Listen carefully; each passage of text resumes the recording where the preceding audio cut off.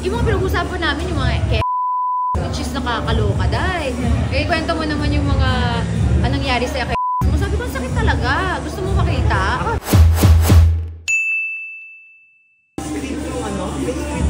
Walang script tong Mapam Wives Club. So may ano siya, parang siguro, we go for dinner. Pagdating sa dinner, bahala ka na. So may camera lang. So ipapan lang kayo ng camera? Ipapan lang kami ng camera. So whatever you do, totoo yun. on your own volition yun? Yes, like totoo. yung pinapili mo yung anak ko?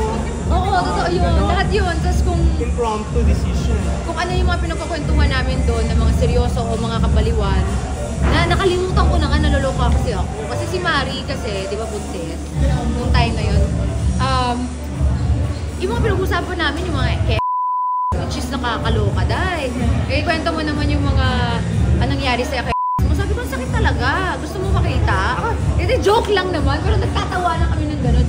I didn't know na pinapan pala yun ng camera, na lahat pala ng PG-13, oh my God, ang mga pang 18, R18 yung mga pinag-usapan namin. Very crispy yung mga dialogue, may mention ng genitals na lalaki. Oo, may mga Tapos, ganun. diba, parang the nerve. Ay, God! So, gaano ka nakahanda sa magiging reaction ng public? Alam mo, kinakabahan talaga ako kasi syempre, ang sa akin lang kasi, wala naman akong pakialam that they say things about me.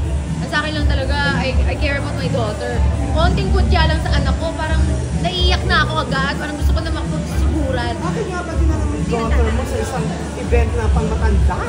Yun na nga, kasi sabi kasi nila, sabi ng ating team, since everybody has a partner at asawa, ikaw, dalhin mo yung anong meron ka.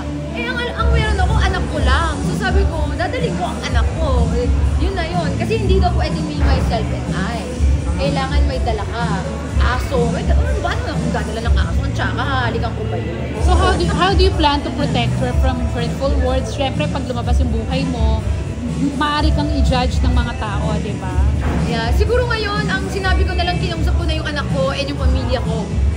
Brace yourself na lang. Parang ganon. Pero ang sinasabi ko lang, I don't come from, you know, something awful. Na parang talagang ginawa ko to para ma-share lang yung story ko. Kung magustuhan ng tao, thank you. Kung hindi, pasensya sa akin.